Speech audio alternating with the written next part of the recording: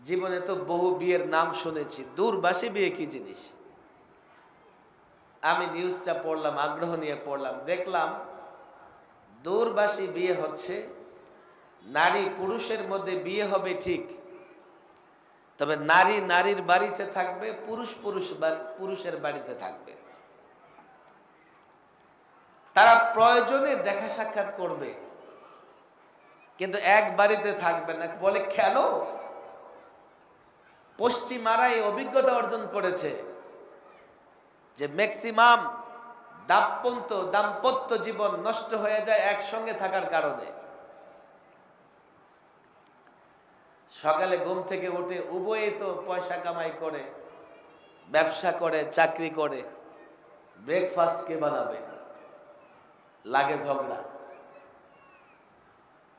এরপরে lunch, dinner, আবার আসে বাচ্চা লালন পালনের বিষয়টা। কে বাচ্চা লালন পালন করবে? পৃথিবীতে একটা রাষ্ট্র আছে যার নাম ফিলিপাইন, যেখানে পুরুষের চাইতে নারীর সংখ্যা দ্বিগুণের বেশি। অবশ্য ফিলিপাইনে যেতে হবে কেন? বাংলাদেশে পার্বত্য এলাকায় চাকমারা বসবাস করে, যেখানে পুরুষ ঘরে থেকে বাচ্চা লালন পালন করে আর নারী গিয়ে দোকানদারি করে। নারী দোকানে বসে আর পুরুষ বাচ্চা লালন পালন করে। অথচ একটা বাচ্চা লালন পালন করা কত কষ্ট। 5-7 বছর একটা নারী এই পরিমাণ কষ্ট করে, প্রতিদিন এই পরিমাণ জ্বালাতন নির্যাতন সহ্য করে, কোন পুরুষকে যদি 24 ঘন্টার দায়িত্ব দেওয়া হয়, এই পুরুষ একদিনেই বাচ্চা কাচ্চা ছেড়ে, সংসার ছেড়ে পালাবে। নারীকে আল্লাহ তাবারক ওয়া তাআলা সেবার মন মানসিকতা দিয়েছেন। নারীর অন্তরে সন্তানের যে মহব্বত দিয়েছেন, পুরুষের অন্তরে এতটা মহব্বত দেন নাই। নারী পুরুষের ঝগড়া শুরু হয়ে যায় বাচ্চা লালন পালন নিয়ে। উভয় স্বাবলম্বী, পয়সা কামায়। একটা সময় সিদ্ধান্ত নেয় দরকার নেই, যাও তুমি তোমার রাস্তায় যাও, আমি আমার রাস্তায় যাই। আর ইউরোপ আমেরিকার নারীরা, নারী এক স্বামীতে সন্তুষ্ট নয়, স্বামীও এক স্ত্রীতে সন্তুষ্ট নয়।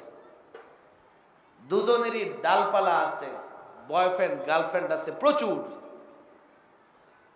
একসঙ্গে থাকলে একজন আরেকজনের কাছাকাছি থাকলে তো বয়ফ্রেন্ড গার্লফ্রেন্ডের সময় দিতে পারে না। এখন তারা দূরবাসী বিয়ে চালু করেছে। আমার বয়ফ্রেন্ড গার্লফ্রেন্ড থাকবে, আবার একটা বিবাহের মতো বিষয়ও থাকবে। ইউরোপ আমেরিকায় দাম্পত্য জীবনে সুখ তো নাই, যার জন্য এখন ওনার বিয়ে শাদী করে না, লিভ টুগেদার করে। লিভ টুগেদার, বিয়ে ছাড়াই নারী পুরুষ একসঙ্গে থাকতে থাকে। তাদের যুক্তি আছে যে থাকি না, বাচ্চা কাচ্চা নেই, পরে দেখি যদি মহব্বত হয় তাহলে বিয়ে করব। আমাদের যুবকরা যে সমস্ত খেলোয়াড়ের জন্য পাগল, যে সমস্ত রাষ্ট্রের খেলোয়াড়দের দেখলে যুবকদের মাথা নষ্ট হয়ে যায়, 200 গজ 400 গজ পতাকা টানিয়ে নিজের বাবার পয়সা খরচ করে সাপোর্টার হয়। এই যুবকরা জানেও না তুমি যাকে খেলায় আইডল মনে করতেছো, সে বিয়ে ছাড়া নারীর সঙ্গে থেকে 4টা-5টা জারদ সন্তান নিয়ে ঘোরাফেরা করতেছে। কার জন্য পাগল হও? কাকে আইডল মনে করো? কাকে? তারা তো পরকাল বলতে কোনো কিছুই মনে করে না। এই দুনিয়াটাই তাদের জন্য সব। যতদিন তারা দুনিয়াটাকে এনজয় করতে পারবে, তারা মনে করে ততটাই তারা লাভবান হবে। আর আমাদের দুনিয়ার জিন্দেগি এনজয়ের জন্য নয়, বিনোদনের জন্য নয়। আমরা এটাকে কামাইয়ের জায়গা বানিয়েছি। এখানে কামাই করব, কষ্ট করব, সওয়াব অর্জন করব, মরার পর থেকে আরাম করতে থাকব।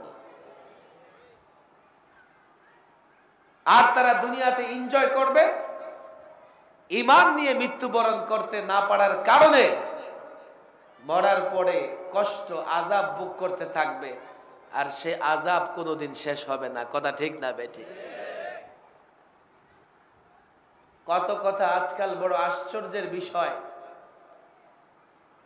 একজন যুবক 30 বছর 28 বছর পড়াশোনা করে 30-35 বছর সরকারি চাকরি করার জন্য 30 বছর কষ্ট করে 30 বছর আরাম করার জন্য। আমরা কি 60 বছর কষ্ট করতে পারবো না? কোটি কোটি বছর, যে জীবনের কোনো শেষ নাই, সেই জীবনে আরাম করার জন্য না হয় 60 বছরই কষ্ট করলাম, সমস্যা কি? কষ্ট করে দেখো না। আর আল্লাহ আল্লাহর বান্দাদের কষ্ট রাখে না। আল্লাহ আল্লাহর বান্দাদেরকে কষ্টে রাখে না।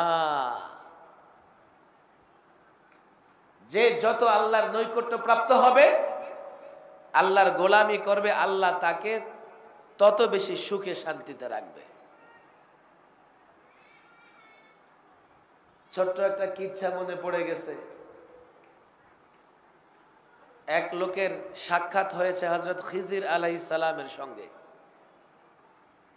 হযরত খিজির যার জন্য দোয়া করেন, তার দোয়া কবুল হয়ে যায়।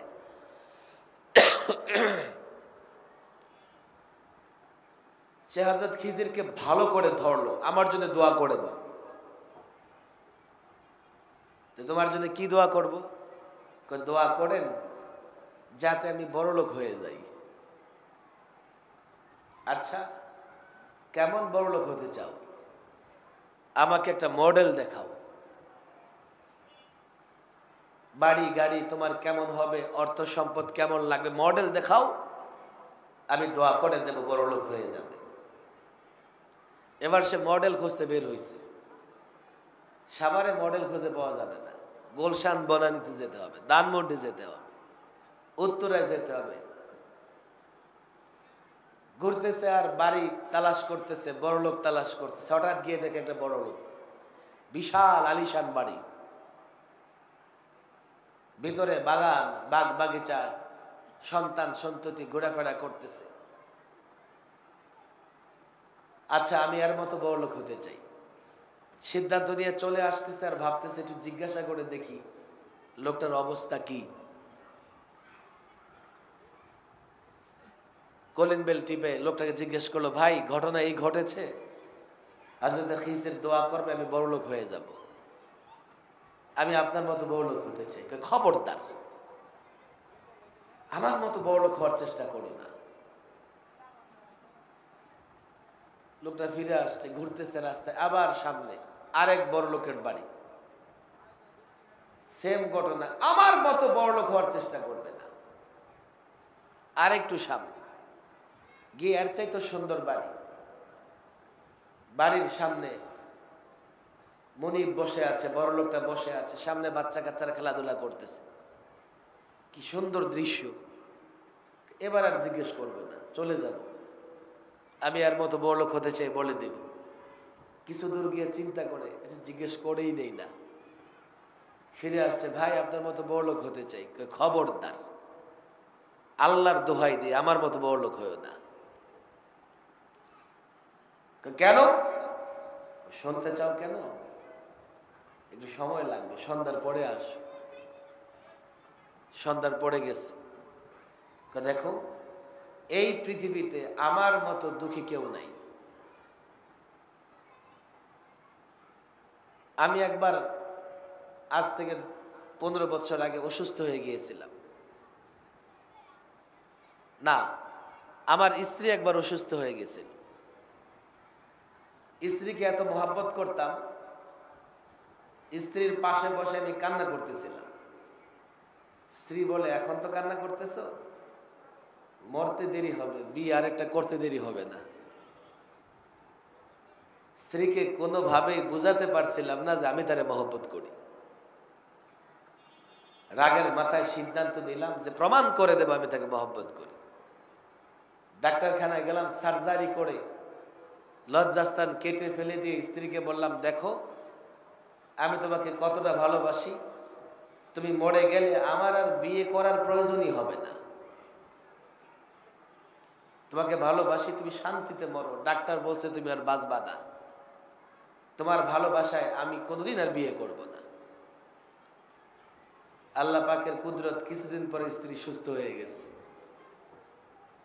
এখন তার চাহিদা মিটানোর জন্য চাকর বাকরের সঙ্গে রাত কাটায়। দেখো, স্ত্রী খায় আমারটা, পড়ে আমারটা, অথচ চাকর বাকরের কামরায় রাত কাটায়। এই সন্তান আমারে বাবা ডাকে, আমি লালন পালন করি, ঠিক আছে, আমার কলিজা ফেটে যায় আমি যখন এই কথা ভাবি যে এগুলো তো আমার সন্তান না। লোকটা বলে, আমার বড় লোক হওয়ারই দরকার নাই। লম্বা সময় কথা বলা দরকার। আমরা এইভাবে পয়সার পেছনে ছুটতেছি, মরিচিকার পেছনে ছুটতেছি, অথচ পয়সা আমাকে সুখ শান্তি দিতে পারে না। বাংলাদেশের এক বড় লোক, নাম বললে চেনবেন, শেষ বয়সে গিয়ে সে তৈলাক্ত কোনো খাবার খেতে পারত না, চাউল